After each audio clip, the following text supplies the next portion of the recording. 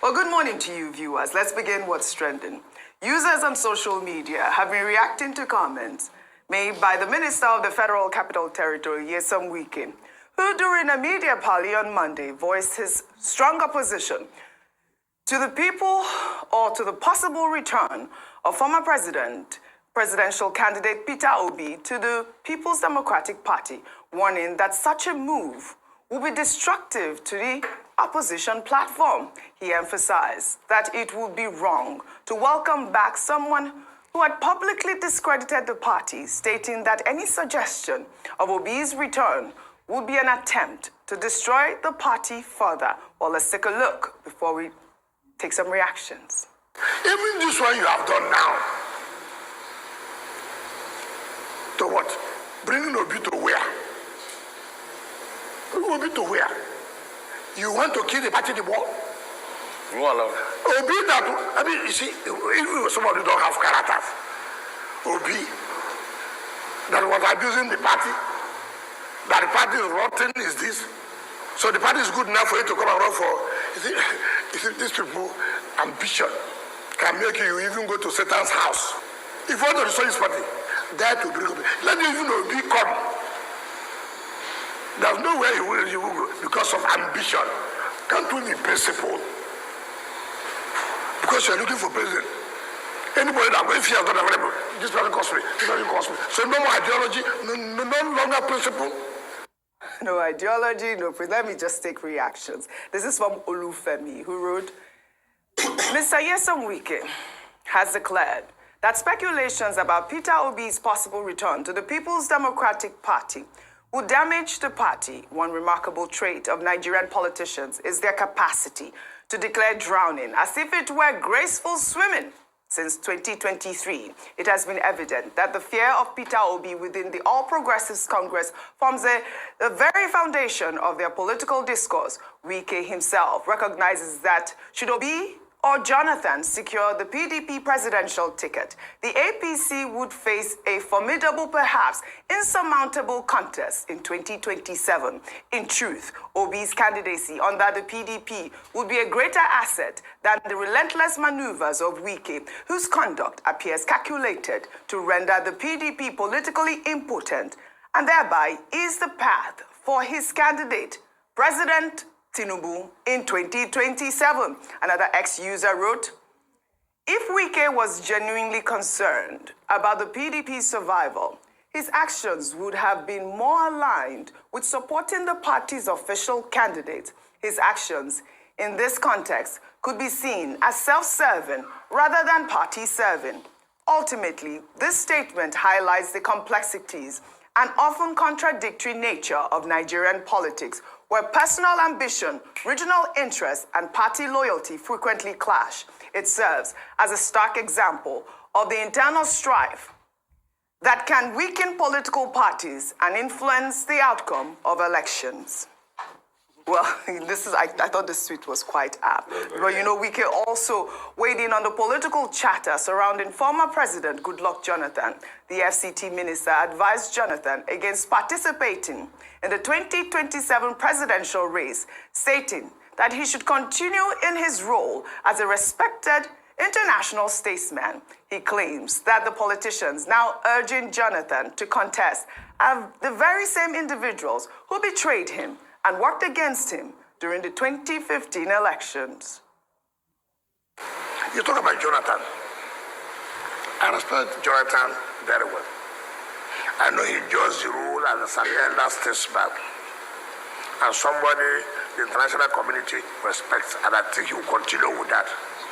These people who are weighing Jonathan, what is their strength?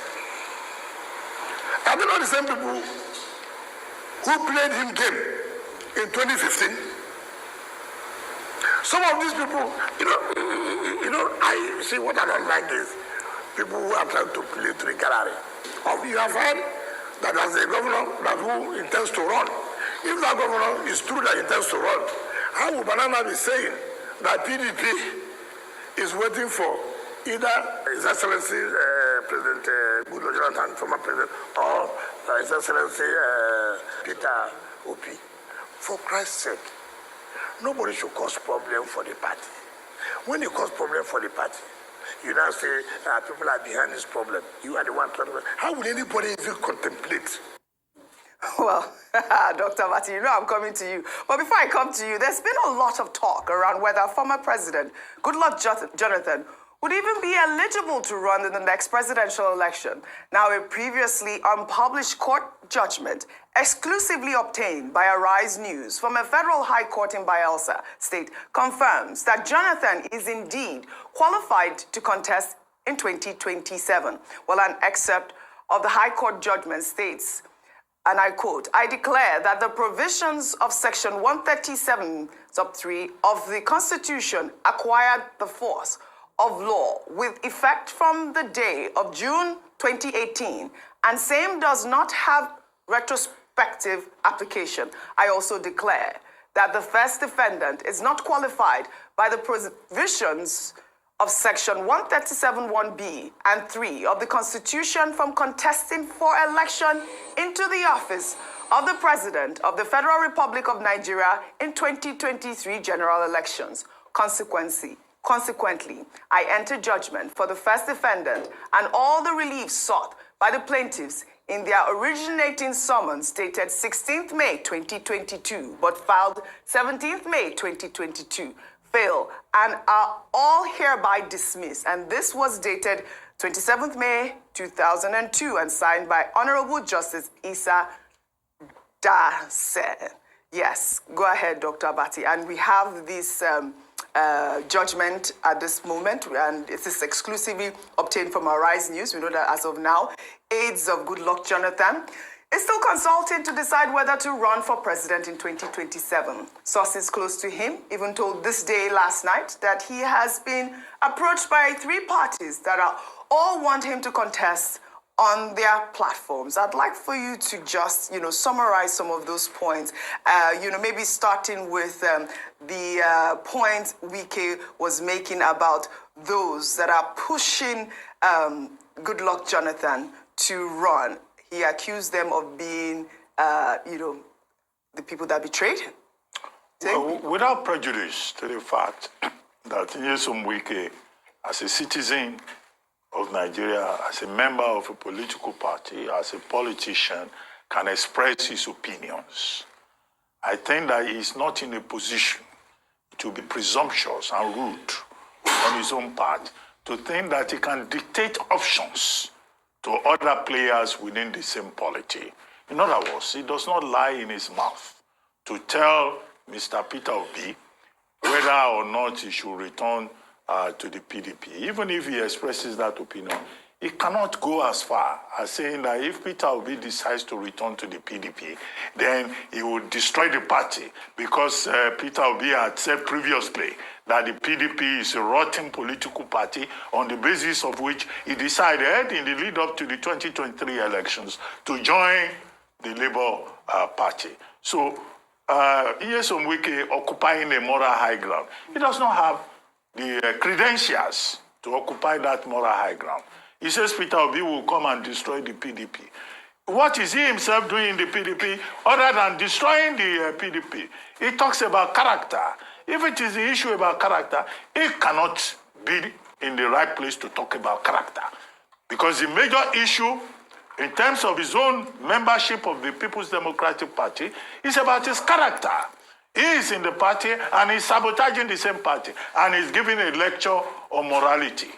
So I see a contradiction here, and I see, a conflicted personality. Personalities are conflicted when, they don't understand basic issues about decorum and even basic common sense. Now, as for President Goodluck Jonathan did not leave the party. Okay? He has always been in the party. He says President Jonathan is a statesman. He should not come to the PDP. Again, President Jonathan has not spoken on this. Yeah. The people who have spoken are his cousin, Azibaola, and also, Ikechukwu Eze, his media assistant. And they both say, we don't need anybody's advice, whether it's Keyamo or it's Nyesom Wike. And so it's a very fluid situation. But in other words, it's up to the individuals involved to make up their own minds. So let Wike not give lectures presumptuously about choices that other people can make, when he himself does not even listen to advice from other people. So the issue about character that he has raised is about him. All right. What is the second issue? That's the one I actually wanted to comment upon. President Jonathan's eligibility. We had Monday Ubani SAN on this program this morning. We quoted Chidion Dikalu. We quoted Onikepo Braithwaite. And, after a review of all of this by Monday Ubani, the judgment of Justice Dashen of the Federal High Court of Bayelsa, of Yenagua, Bayelsa State. I think the date is actually 2022 because that ruling was given in the lead up to the 2023 general elections. However, at issue was Section 1371 and Section 1373 of the 1999 Constitution as amended. But that amendment, I'm correct, it's 2020. Yeah, 1st of May 2022, correct. I know what I'm talking about. Yeah, I know the position of the judge is that, look, an amendment of the law by legislative action cannot have retroactive or retrospective effect. That amendment of Section 137 sub 3, having been done in 2018, cannot apply to President Jonathan. Yeah. Two, the fact that President Jonathan was sworn in as a vice president or even as acting president would not apply. We're not under the military dispensation of General Buhari when laws of Nigeria had retrospective effect, and I think Bartholomew Ojulope and 4 others were executed retroactively. This is a democratic dispensation that must operate under the rule of law. However, the point by Onikepo Braithwaite and Professor Odinkalu is that, look, we run a mischievous system. The APC and other interested parties may seek to exploit this if in 2027 or ahead of it, President Jonathan says he wants to run. But President Jonathan has not made any categorical statement. This is a case of people taking, I don't want to promote anybody, taking one medication on behalf of another person. All right. Well,